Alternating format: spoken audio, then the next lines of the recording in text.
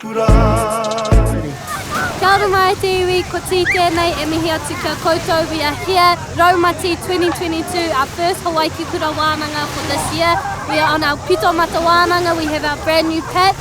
We started off this wānanga at Te Ukaipo with our Waido crew, then we headed over to Whakatū to pick up more rangatahi, and we are here at the beautiful Kai Tere Tere with 35 rangatahi. We are so excited for this week. Let's go!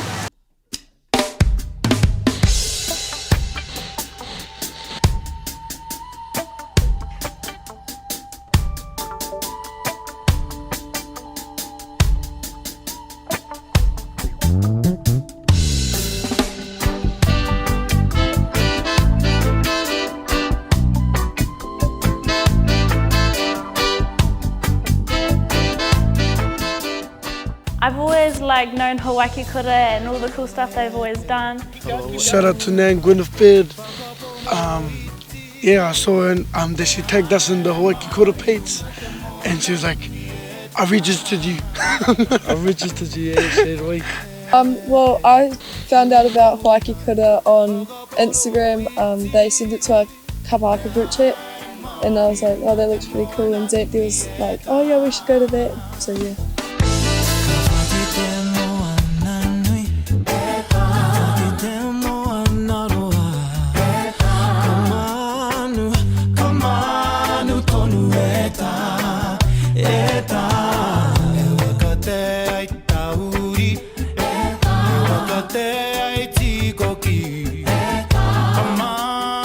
My favourite part has probably been the Mau Rākau, because I've never done Rākau ever. Like the boys in my Kapahaka group had, but I've never done it. I like doing the Mau Rākau and Tu Waiwai and Patu and the wānanga.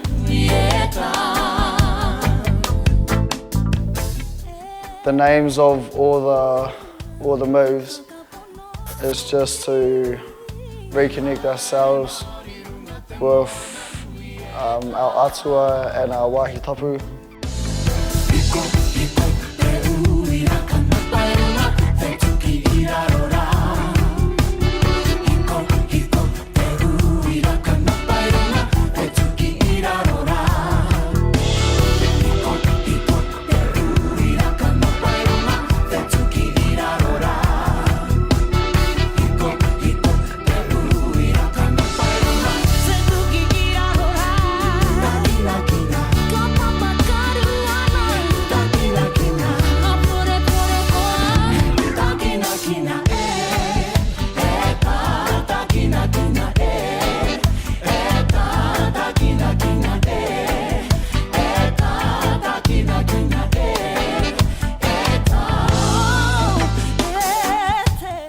So when we started our Pito Mata wānanga, Hawaii Kikura had to create our own style of Mau Rākau.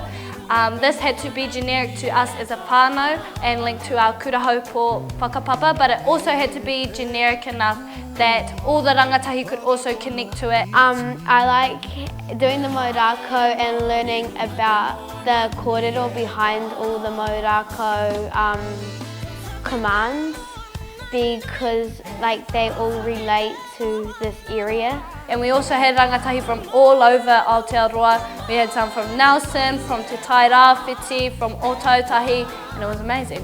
It's just really cool how we've connected over a short period of time, and then we're pretty much just like brothers and whānau. It's just real cool.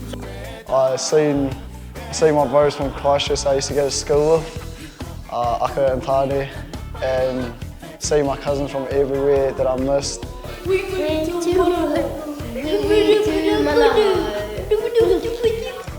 What was different about this wānanga compared to our last Pito Mata wānanga is we had 35 rangatahi, which is about 15 more than last time. Going to Marahau was definitely a different experience. It was a different place that we as a whānau have never been before. We went swimming every day. We also went to the puna.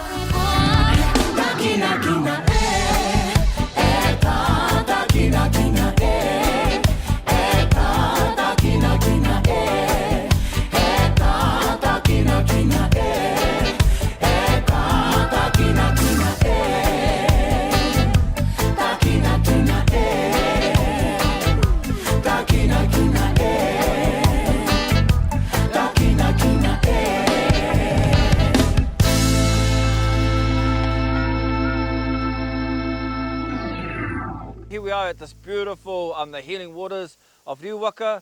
A whole lot of different iwi have an association here. It's a real beautiful water to be able to drink, but it's also got healing qualities to it as well. And so one of the things that I'm going to teach you is, as we're going up to the puna, what I want you to do is I want you to grab a rau or a leaf, okay, and then you'll figure out what leaf you want to take. And then once we get up to the water, what we're going to do is that we're going to release any trauma, any hara, anything like that, anything that you might want to have a healing from. It might even just be that, you know, it's the start of a new year, a start of a new you.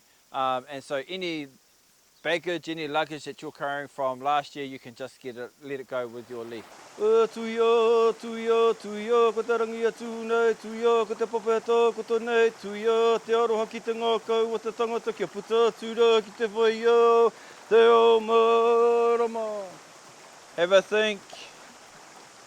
And when you're ready, you're just going to go into the water. Puna kōrero.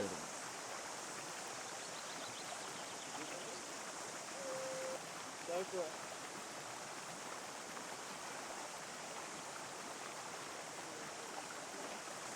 Puna kōrero.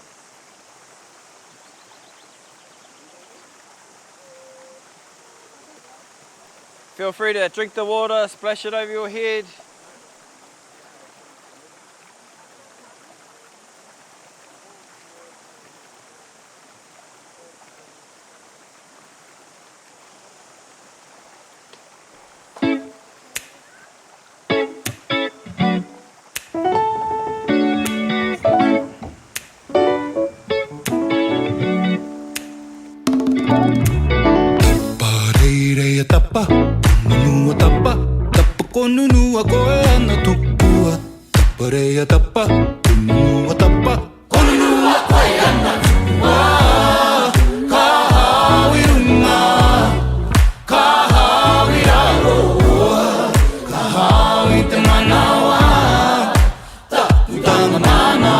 First place to see the sun, the tide of your tears always on.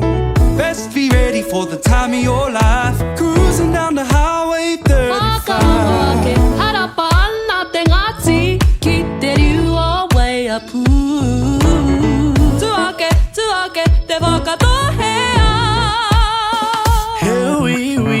The salsa, it was uncomfortable at first, but then kind of adapted to it.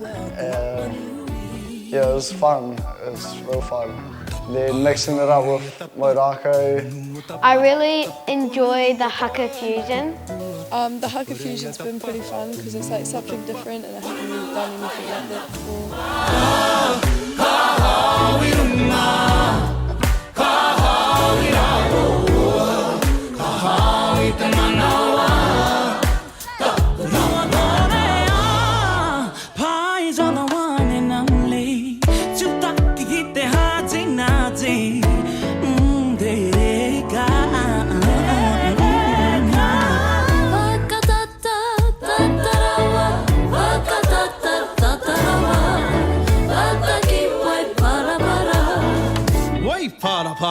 State Highway 35, Tokomaru for a power pie, straight down to Whamara, Tamako Baikea, Waiweherua.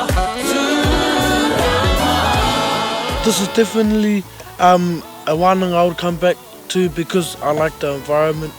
It's real te ao Māori, and I like it because it just brings out people's aroha and whanaungatanga, manaakitanga.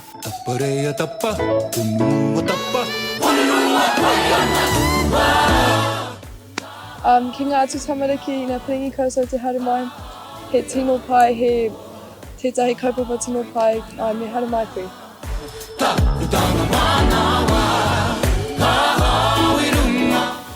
Kaua e mataku, me haro mai noa ka kite tai tangata. He mataku pērā i a koe, engari, pēr he whanaunga, ara he tino pai kia kōrero kia mahitahi. Me ngā tangata. Me haro rawa, haere mai. My aspirations for Hawaii Ki Kura is that we keep growing our empire. The 30 rangatahi will turn into 50 rangatahi who originally signed up, and then we'll have 100 rangatahi. We'll be rolling out wānanga every single week. Kia ora, I'm Mahina from Sport Tasman. I'm based in Waihara Kiki, and we are so happy to be able to support these wānanga here. Seeing the rangatahi be so close together and just be amazing in front of their whānau was so awesome to see. So we supported this through the Tūmanawa funding, and we're just so happy to be a part of this.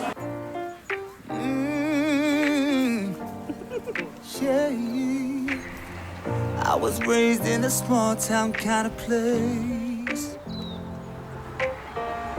where it is what it is and you don't complain. Kia ora everyone, I'm T.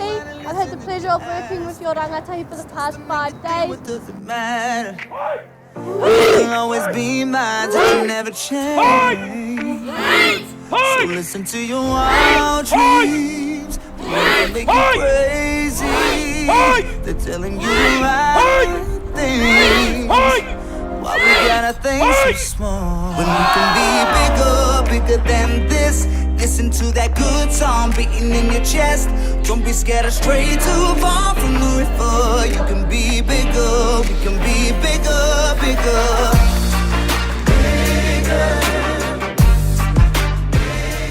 We started teaching Haka Fusion at our last Pitomaka wānanga. Haka Fusion is a mix of Te Ao Māori and my biggest passion, which is salsa dancing.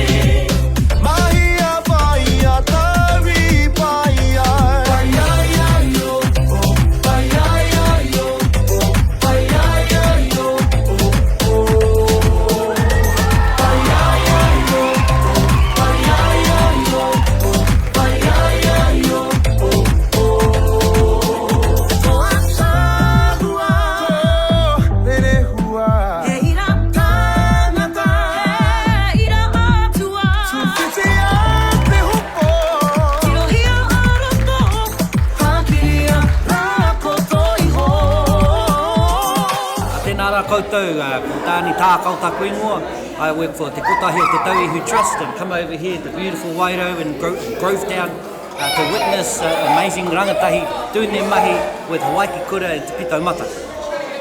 O mai te pakipake for Sophie.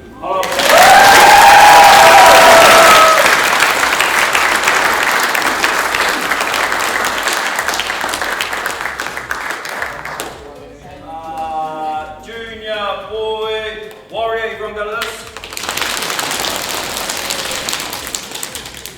Rangatira, aropai rangatira.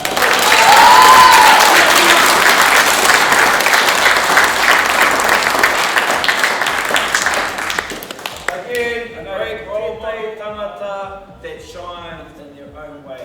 And we want to acknowledge Tēnei Tangata Bez. Aropai Bez.